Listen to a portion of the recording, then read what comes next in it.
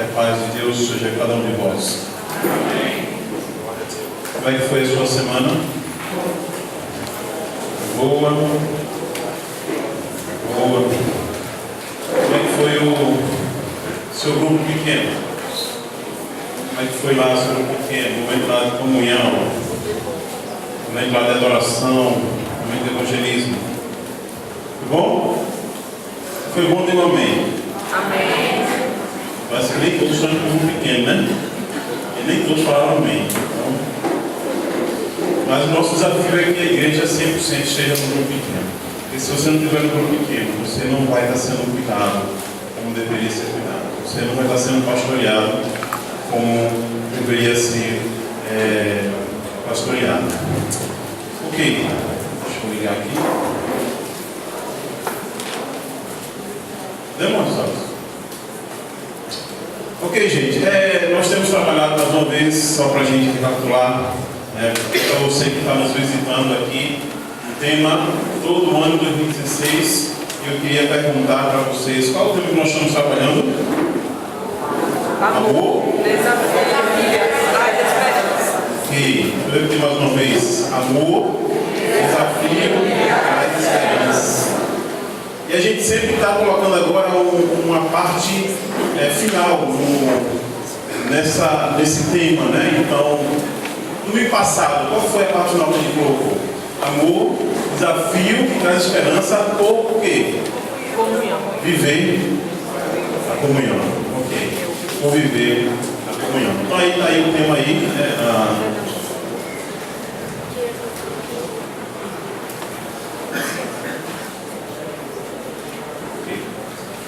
Então, amor, desafio que traz a comunhão. Eu queria que vocês abram lá suas Bíblias no livro de João, na primeira carta de João, desculpa, que é um livro que a gente tem exposto, estudado, analisado, pregado e praticado, né? Então, João já iniciou a série de mensagem no primeiro capítulo, versículo 1 até o versículo 4. No domingo passado eu trabalhei aí do versículo 5 até o versículo 10 do primeiro capítulo. Eu queria que você pudesse ler a Bíblia, a sua Bíblia, lá no capítulo 2. Então a gente tem aqui 12 slides. Se você se sente confortável de ler aqui, você pode ler, mas eu até sugiro que você leia a sua Bíblia, analise a sua Bíblia, leia diretamente a sua Bíblia. Eu queria ler esses textos com vocês aqui. 1 João, capítulo 2, versículo do 1 até o versículo 6. Ok? Antes eu falei duas vezes, eu vou ler primeiro e depois eu quero que vocês leiam de uma forma diferenciada. Meus filhos, escrevo-lhes essas coisas para que vocês não pequem. Se porém alguém pecar, temos um intercessor junto ao Pai, Jesus Cristo. Ele é a propiciação pelos nossos pecados, e não somente pelos nossos, mas também pelos pecados de todo mundo. Sabemos que conhecemos e obedecemos os seus mandamentos. Versículo 4, aquele que diz, eu conheço, mas não obedece os seus mandamentos, é mentiroso, é verdade não está nele. Mas se alguém obedecer a sua palavra, nele verdadeiramente o amor de Deus está aperfeiçoado. Desta forma sabemos que estamos nele. Aquele que afirma que permanece nele deve andar como eu andou. Então eu queria ler novamente esse texto, e agora eu queria que a gente pudesse ler assim: homem, lê o primeiro versículo, mulher o segundo, depois intercalando aí. Ok? Pode ser assim?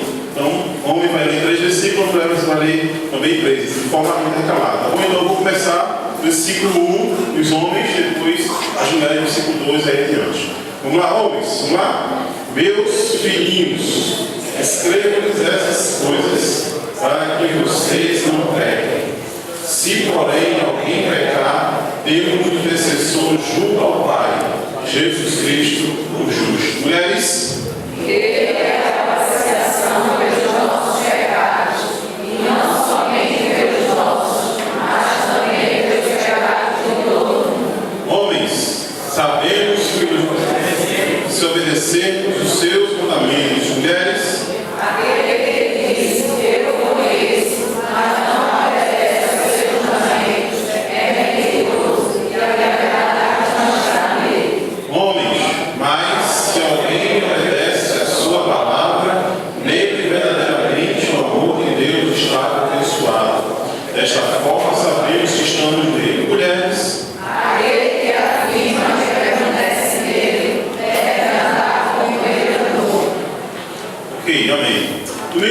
passado, mais uma vez falando, a gente falou sobre o amor que nos leva à comunhão.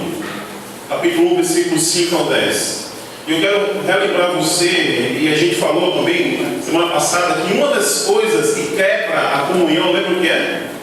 O pecado. Uma das coisas que tem o poder de quebrar a comunhão é o pecado. E a gente destacou também que João, ele está se referindo aqui nesses versículos, do capítulo 1, versículos 5 ao 10, ele está se referindo aos falsos mestres, né? E aos falsos gnósticos, os gnósticos que estavam envolvidos na igreja.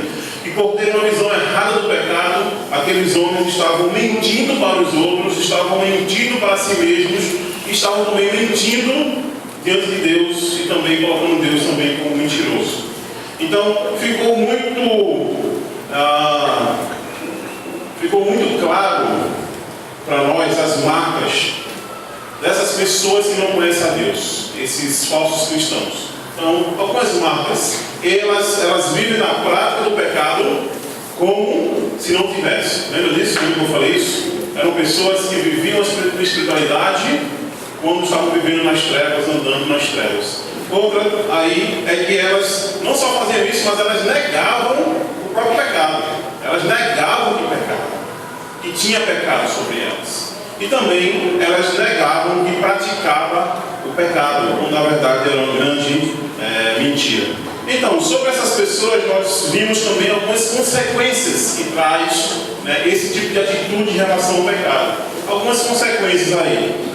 Elas são mentirosas, e são reconhecidas como mentirosas, não só diante das pessoas, mas também diante de Deus. Elas não vão conseguir ter o perdão dos pecados, porque o texto diz que se nós confessarmos nosso pecado, Ele é fiel e justo para nos perdoar e nos purificar de toda a ofensa. Então, quem não reconhece o pecado não tem perdão do pecado. E por último, outra consequência também que a gente viu é que eles não vão poder viver em comunhão. Não tem como viver em comunhão com outras pessoas se você está em pecado. Se você está em pecado, você não tem como ter comunhão com você mesmo. E nem tem condições de você ter comunhão com Deus. Agora existe ainda uma outra consequência que a gente não falou, porque está nos versículos posteriores, né? E uma consequência, além dessas que eu falei, é também essa aqui, ó. Essas pessoas que negam o pecado, que vivem como se nunca tivessem cometido um erro, nunca vão ter Jesus como advogado junto ao Pai para defendê-los. Nunca vão poder. Por que nunca vão poder? Porque Jesus, Ele só advoga causas de quem foi redimido por Ele. Jesus só advoga a causa de quem é filho de Deus. Olha aí o versículo, capítulo 1, capítulo 2, versículo 1 e 2, o que é que diz aí? Então, eu queria destacar algumas frases que João, ele fala aqui nesse início do capítulo 2. Ele começa dizendo aí, meus filhinhos, né? Então João, o nosso vovô do amor, né? A gente pode chamar de vovô do amor, né? João ele demonstra aqui intimidade com os seus. Ele demonstra carinho, demonstra um amor tremendo pela sua igreja, pelaquele que ele estava pastoreando. Outra coisa que ele fala aí é exatamente isso. Escrevo-lhes para que não pequem. Um dos objetivos da carta de João, a primeira carta de João é esse: encorajar os verdadeiros cristãos a não pecarem. Escrevo-lhes para que não pequem. E pecar aqui nesse versículo 1, não está no sentido de estado de pecado, mas aqui está no sentido de fatalidade do pecado, ou seja, o pecado ele deve ser algo acidental na vida de um cristão e não algo permanente na vida de um cristão, não uma constância. Então, quando João diz, meus filhos, eu escrevo-lhes para que vocês não pequem, João não está se referindo ao estado de pecado que aqueles falsos cristãos viviam, mas pecados acidentais que nós, como cristãos verdadeiros, aí cometemos. Outra frase, aí ele diz o seguinte: se porém alguém pecar, temos Temos um advogado junto ao Pai. Com licença.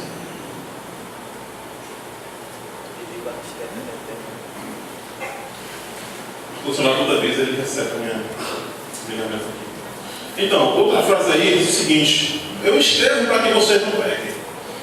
Mas se porém alguém pecar, nós temos um advogado junto ao Pai.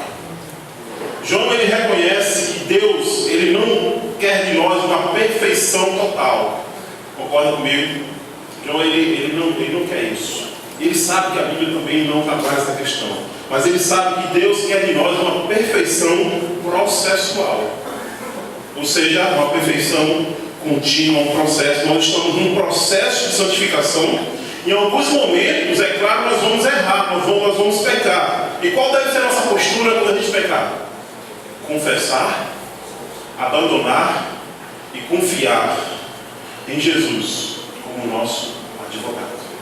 Eu escrevo para que vocês não pequem, mas se porém vocês pecarem, existe um advogado, Jesus, diante de vocês. E ele vai falar outra frase também: Jesus Cristo, o justo. Muito interessante isso aqui, porque Jesus, ele não é qualquer advogado. Jesus, ele é o advogado justo. Uma qualidade a Jesus, um advogado justo que nos defende diante de Deus, diante do Pai. Por que ele é justo? Ele é justo porque ele cumpriu toda a lei. Jesus é justo porque o seu caráter, ele é incontestável. Jesus é justo porque ele foi subornado, mas ele rejeitou o suborno, diferente de muitos advogados que nós conhecemos por aí. Jesus, ele foi difamado, mas ninguém conseguiu provar nada contra a pessoa dele. Nenhuma culpa foi encontrada em Jesus. Ele nunca burlou a lei para se beneficiar ou beneficiar alguém. Jesus, como advogado, ele nunca vendeu a sua consciência. Ele é a própria verdade. Jesus é a luz do mundo. Jesus é o verbo, é a vida. Nenhuma causa é perdida, porque ele é Jesus Cristo, o justo. Amém. O justo. E outra frase que João fala aqui, que eu acho importante, porque às vezes a gente lê a Bíblia e existem palavras que são difíceis de a gente entender. Por exemplo, quando João diz assim: ele é a propiciação dos nossos pecados. Você sabe o que significa isso? Você sabe o que significa a palavra propiciação? É difícil, eu reconheço que é uma palavra difícil. Eu só aprendi de fato que era propiciação no seminário, estudando teologia. Quando João fala que Jesus é a propiciação do nosso pecado, João está dizendo que ele é o advogado que cumpre a pena por nós, em nosso lugar. A palavra propiciação, ela vem do Antigo Testamento. Vem do propiciatório. O que era o propiciatório? O propiciatório era a tampa da Arca da Aliança, que ficava dentro do tabernáculo. Então, o que é que tinha dentro da Arca da Aliança? 3 objetos que simbolizavam o pecado de Israel. Depois eu posso dizer para você quais os objetos, mas não é o propósito. Mas existia 3 objetos dentro daquela arca que representavam o pecado de Israel. E constantemente Israel ele teria que prestar sacrifício a Deus para que Deus não pudesse trazer o seu castigo sobre o povo. Então o que acontecia? O sangue do animal que era sacrificado devia ser aspergido em cima da tampa da Arca da Aliança, ou seja, em cima do propiciatório. Para quê? Para que Deus, quando olhasse a arca, ele não olhasse, enxergasse o pecado que estava dentro, mas sim o sangue que foi derramado. Então, o que é que a Bíblia diz? Que todo pecado exige uma condenação, exige uma morte. Então, quando Deus olha para o propiciatório e vê que o sangue foi aspergido, ele sabe que alguém foi sacrificado pelo pecado, e assim perdoava as pessoas. Então, queridos, a propiciação satisfazia a justiça de Deus e aplacava a ira de Deus. Então Jesus, ele se tornou o quê? O propiciatório diante de Deus. Jesus, ele se tornou propício a Deus por nós, para que a ira de Deus não caísse sobre nós, para que a ira de Deus fosse aplacada, e assim pudéssemos receber perdão. E João vai terminar no versículo 2, dizendo que o perdão que Jesus traz para nós, não é apenas para nós, mas para todos, de todos os lugares, todos aqueles que vir a crer nele, mas também pelo pecado e pelos pecados de todo mundo. Amém? Amém. Então, Jesus, só para lembrar, só advoga a causa de quem é filho. Jesus só advoga a causa de quem anda na luz, de quem é salvo, de quem conhece e obedece a Deus, para aqueles que amam a Deus. E por falar em amar, por falar em obedecer, eu quero fazer uma pergunta para você. Na verdade, é uma frase que vem com a pergunta depois. A frase é: quem ama, obedece. Você concorda com essa frase? Fala para a pessoa que está do seu lado, se você concorda ou não. Não precisa explicar, não. Você concorda? Quem ama, obedece. Quem concorda, levanta a mão.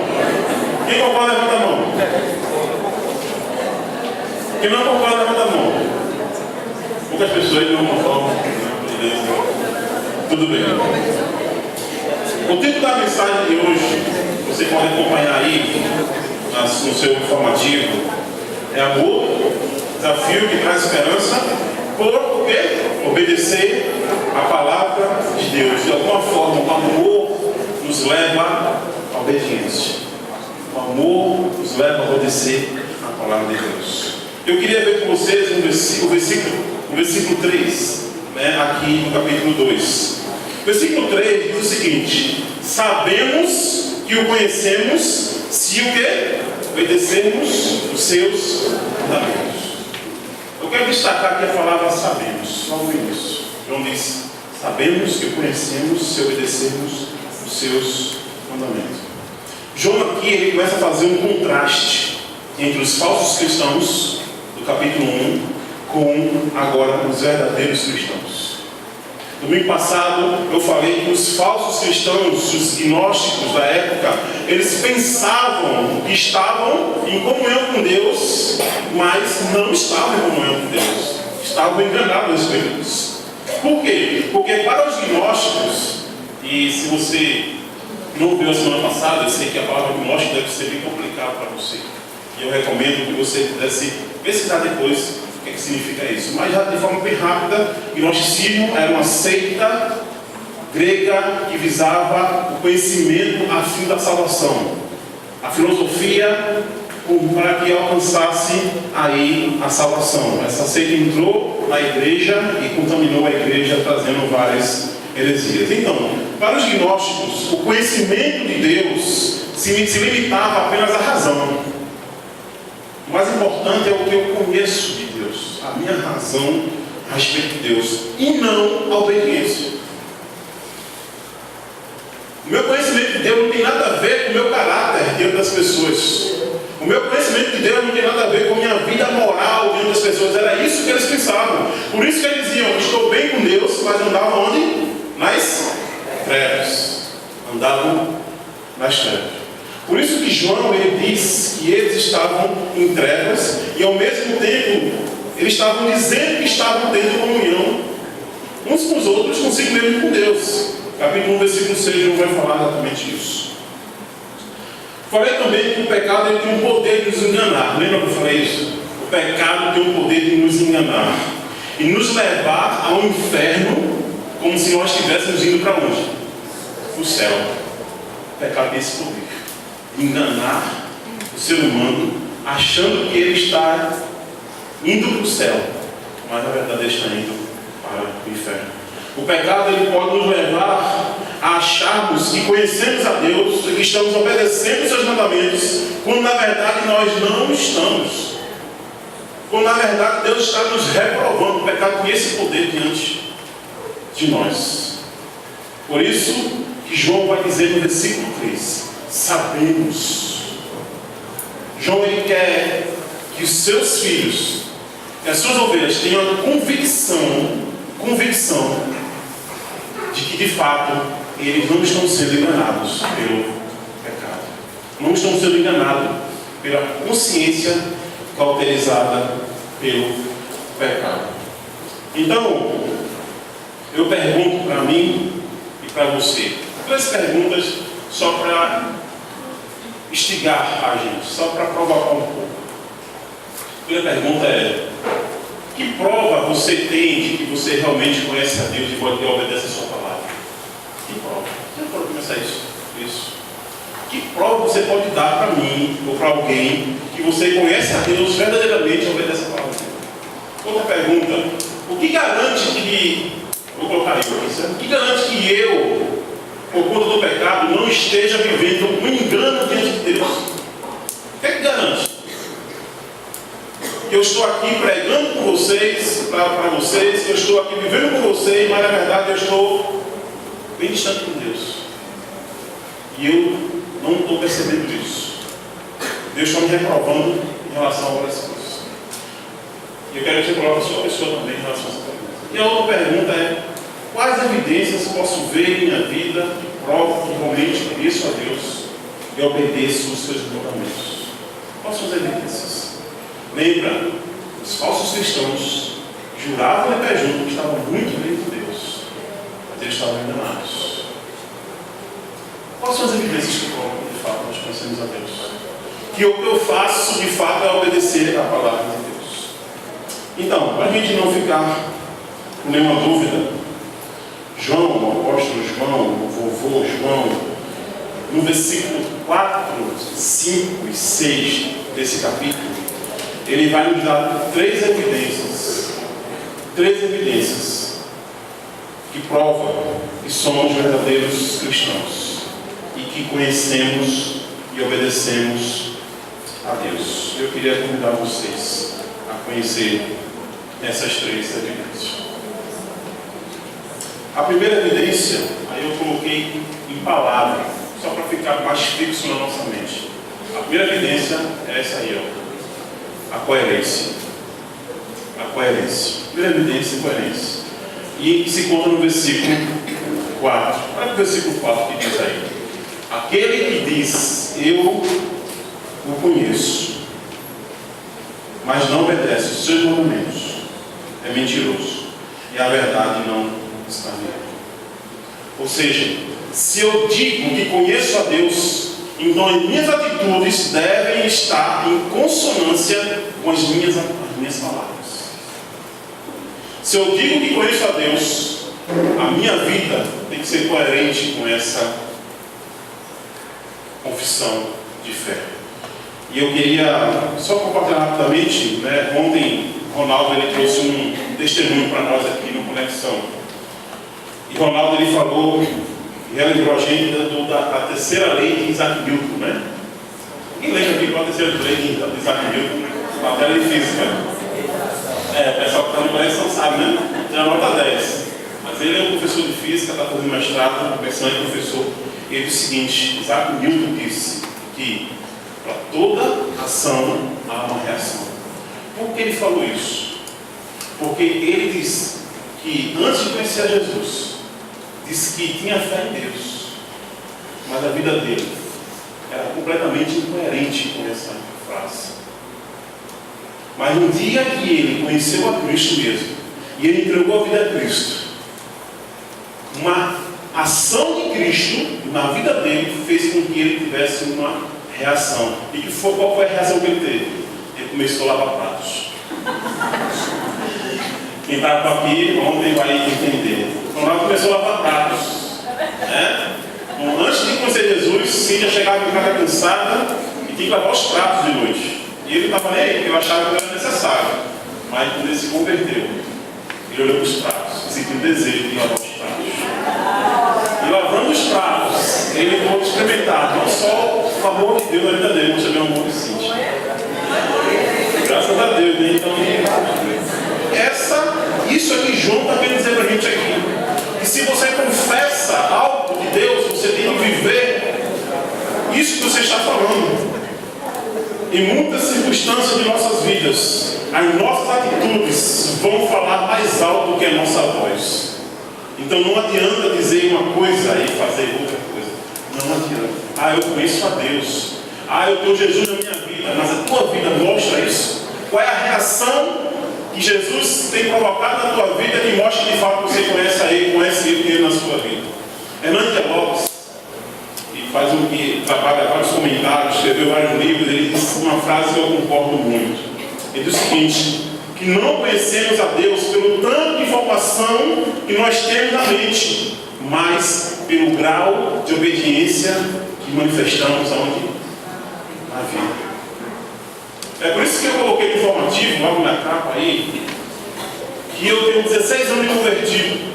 E uma das coisas que eu aprendi é que tem muita gente na igreja, simples, muita gente analfabeta, que não estudou muito, mas que demonstram mais amar a Deus do que muitos doutores de teologia, que estudaram mais de 10 anos de teologia.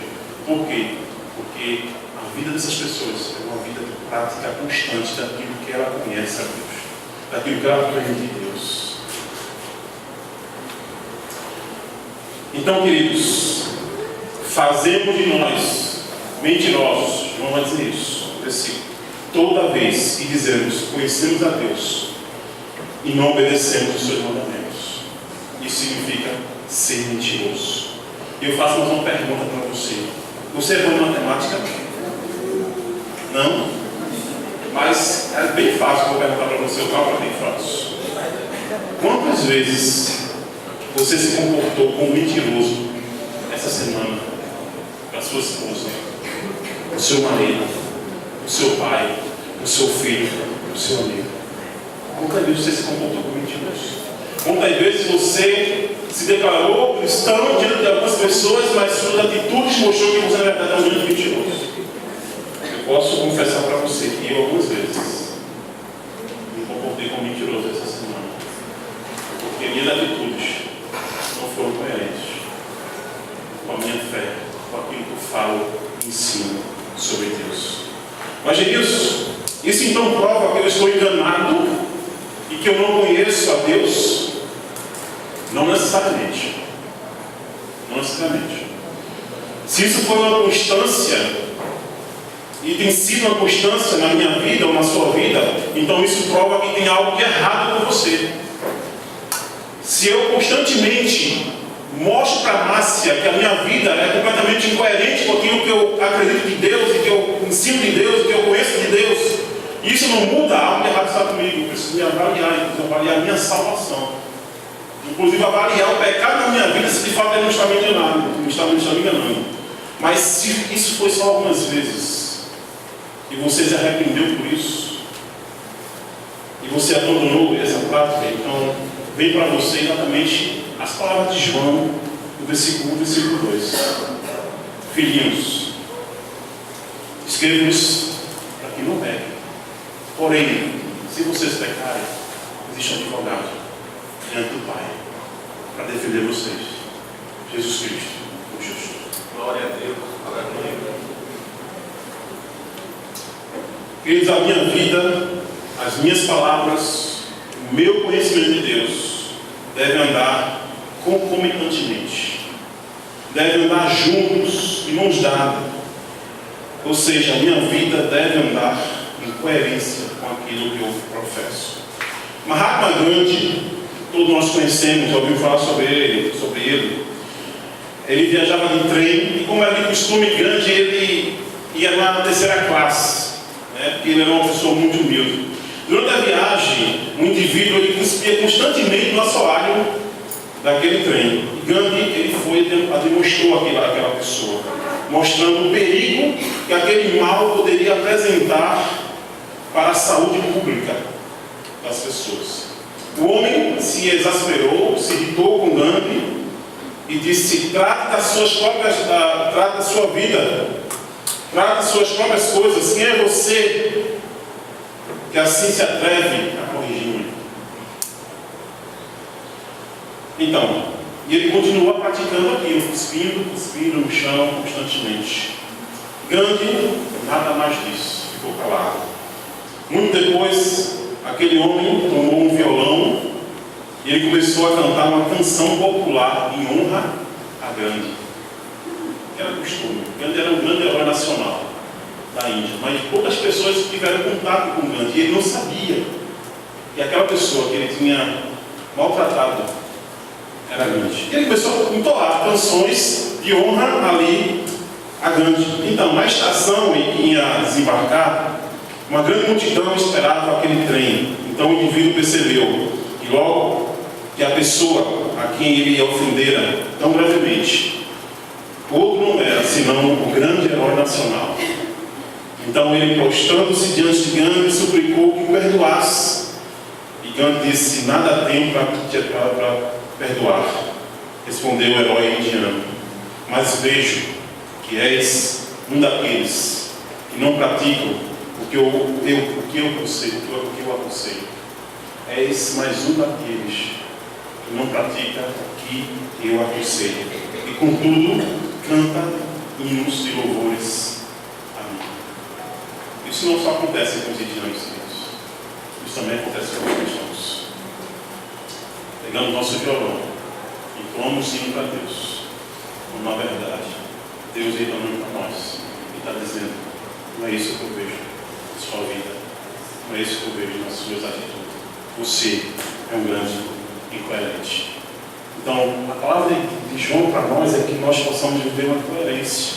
E a coerência entre aquilo que eu entendo de Deus, conheço Deus e que eu pratico, é uma das provas, uma das evidências que de fato eu conheço a Deus e que de fato estou obedecendo a Ele. A segunda evidência que João trabalha, aí no versículo 5, então, é o amor. Olha o que diz aí no versículo 5. Mas, se alguém obedece às palavras, verdadeiramente o amor de Deus está aperfeiçoado. Desta forma sabemos que estamos nele. Então, a segunda evidência que mostra que somos verdadeiros cristãos é que eu experimento a cada dia o amor de Deus na minha vida. E como é que nós experimentamos o amor de Deus na nossa vida?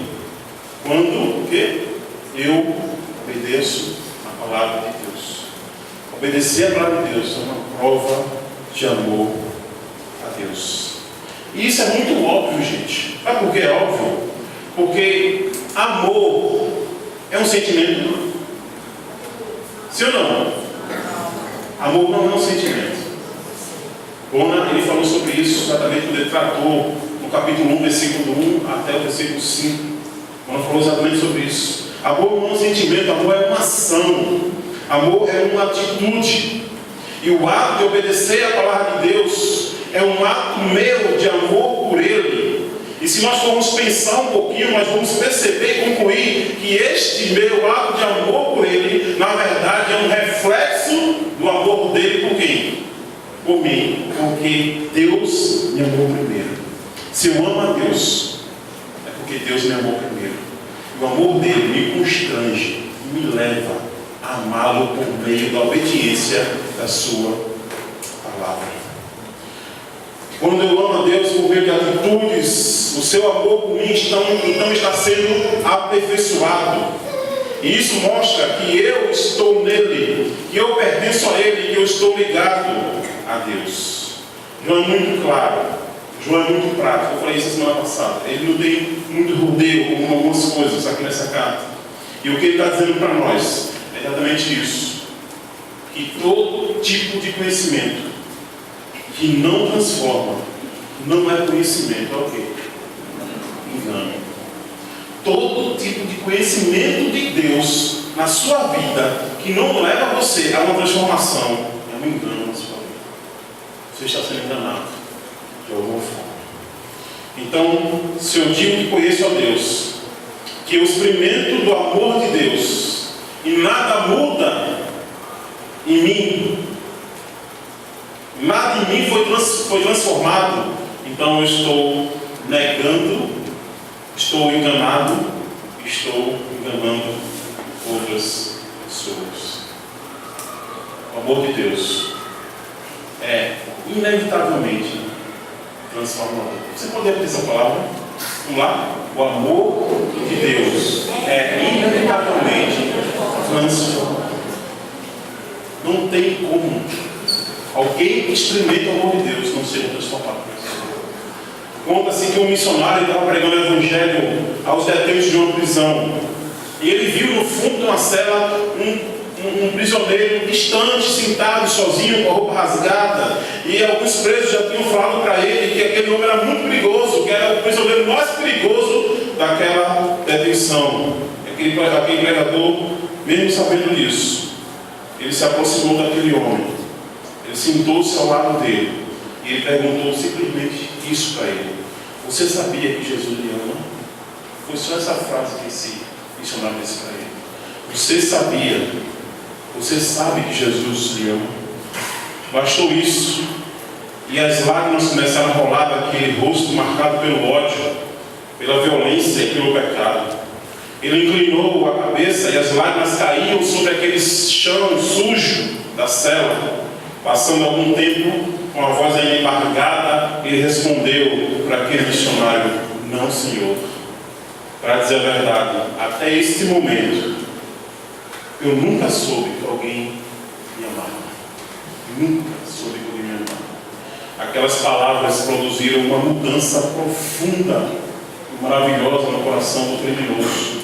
Ele se converteu, ele mudou de atitude e de comportamento, ele regenerou-se e hoje conta-se que ele é um crente fiel, um chefe de família responsável, perfeitamente integrado na sociedade. Para toda ação há uma reação. O amor de Deus é inevitavelmente transformador.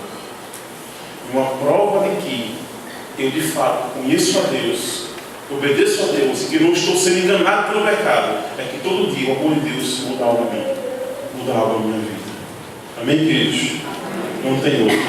O amor de Deus é uma marca forte naqueles que foram regenerados por Jesus. A terceira evidência e última, estou terminando, eu espero que hoje eu seja mais rápido do que a semana passada. A outra evidência é a imitação. Lembra que eu coloquei os pontos em apenas palavras, para ficar mais fácil. Qual a primeira evidência? Lembra qual é? Coerência. A segunda? O amor. E a terceira? Imitação. Então, quando você vai para os versículos, você vê bem o que é que significa quando eu falo em coerência, a coerência, o que é que significa quando eu falo amor e o que é que significa quando eu falo em imitação. Então, a segunda evidência está no versículo 5, que mostra que eu sou verdadeiro cristão é que desculpa. Então, versículo 5: aquele que afirma que permanece nele deve andar com quem? Ele andou. Ele quem? Deixa eu fazer uma pergunta para vocês. Eu gosto muito de pergunta. Que importância há em eu afirmar que eu estou em Cristo? Que eu permaneço nele? Que importância? Existe alguma importância nisso? Em afirmar isso? Para João, não há muita importância em afirmar isso, porque para ele a maior prova de que de fato permanecemos em Cristo é quando nós parecemos com Cristo. A melhor forma de mostrar isso é nós nos parecendo com Cristo. As pessoas, elas não sabem que eu sou filho do Senhor Nilson Ferreira Bonfim apenas porque eu obedeço a ele. As pessoas não sabem que eu sou filho dele, são por causa disso. Porque qualquer outra pessoa pode obedecer ao meu pai. As pessoas sabem que eu sou filho de seu Nilson Ferreira Bonfim porque eu obedeço, mas também porque eu me pareço com ele. Eu tenho atitudes semelhantes a dele. E mais que pode falar isso, né? Misericórdia, né, amor? Meu pai ainda não é convertido, né? Mas tem muitas coisas que eu faço que parece com meu pai. E ela às vezes fala isso para mim. Porque não tem como. Não tem como. Como posso ter convicção que não estou enganado quanto ao meu conhecimento de Deus, quanto à minha salvação, quando eu faço coisas que Jesus fez. Quando eu ando como Jesus andou. Essas são as últimas palavras de João, no versículo 6. E a pergunta que eu faço é: como foi então que Jesus andou? Como foi que Jesus andou? Eu tenho algumas coisas aqui. Jesus andou em humildade. Jesus ele esvaziou-se a si mesmo. Jesus ele andou em submissão a Deus. Jesus ele se doou para as pessoas. Jesus ele andou fazendo bem. Jesus ele pregou o evangelho. Jesus perdoou as pessoas. Jesus andou na verdade, num caráter moral incontestável. Jesus andou na luz. Jesus andou obedecendo a palavra do Pai. Jesus andou em amor. Quer saber como é que Jesus andou? Para que você possa fazer a mesma coisa, leia os evangelhos. E você saberá o que você tem que fazer. Como aquele que diz que conhece a Cristo. Deixa eu perguntar a você. Quem você está imitando hoje? Ou quem você mais está imitando hoje? Com quem você mais se parece hoje? Só para refletir, só para pensar.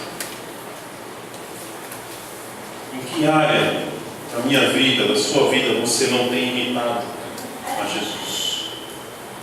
Em que área?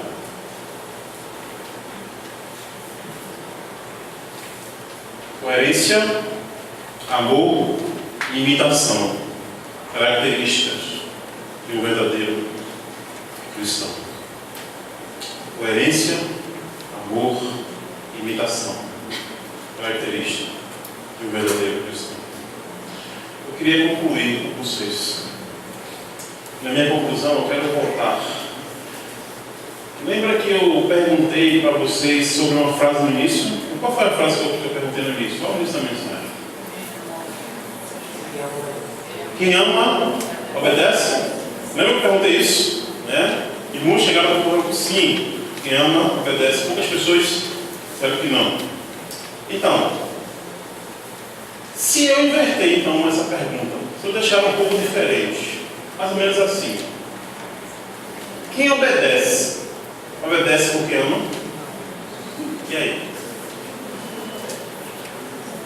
E agora? O que vocês acham? Quem obedece, obedece porque ama? A gente viu que quem ama, obedece. É isso? E agora? Quem obedece, obedece porque ama? Quem acha que sim, levanta a mão? Quem acha que não, levanta a mão? Quem acha nada, levanta a mão. Quem acha acha nada.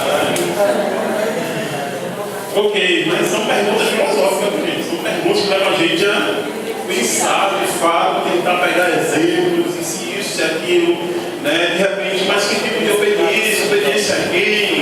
Né? Que tipo de amor é esse? Então, mas olha uma coisa. Deixa eu falar para vocês. A obediência, ela tem três motivações. A obediência tem três motivações. A primeira motivação é essa. Eu obedeço porque eu sou o quê? Obrigado. Um exemplo. Um escravo. O escravo não tem opção, amigo. Ele vai obedecer, acabou-se. Não tem outro para ele. Ou ele obedece, ou ele vai sofrer consequências. Ele não tem opção. Então essa é uma motivação, né? Tem muita gente escrava hoje, né? Trabalhando aí.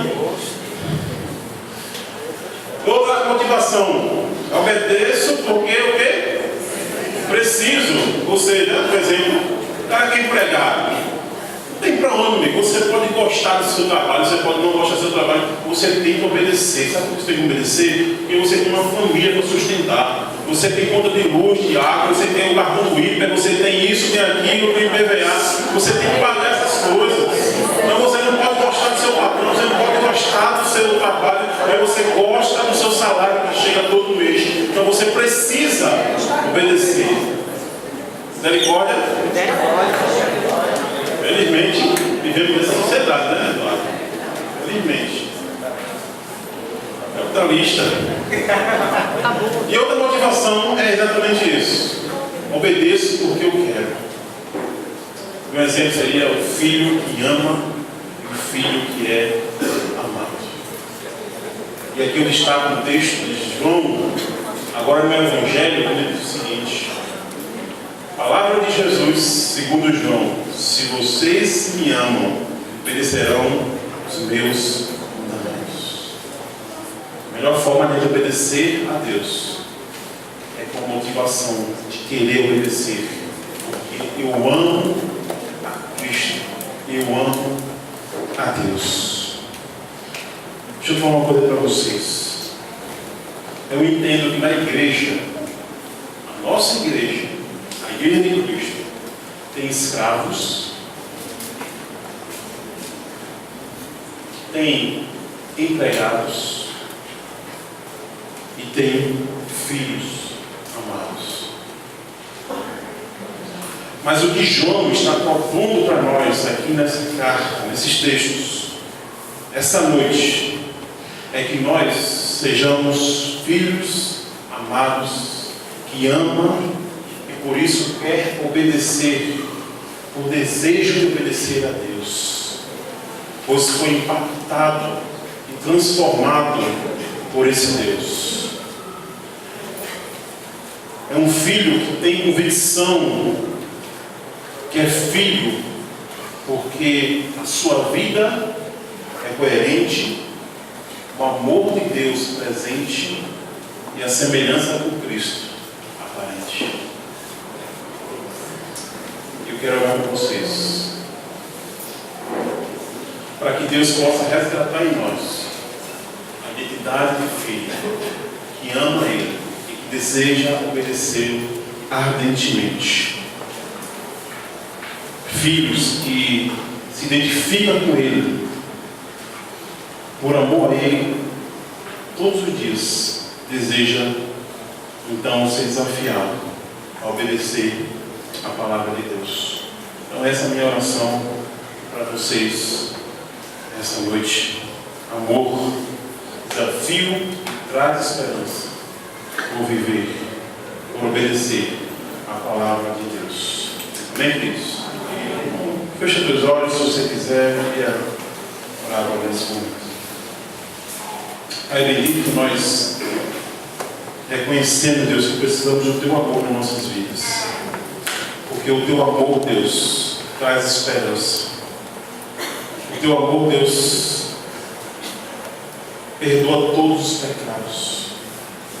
O Teu amor, Deus, encobre qualquer imperfeição, Deus.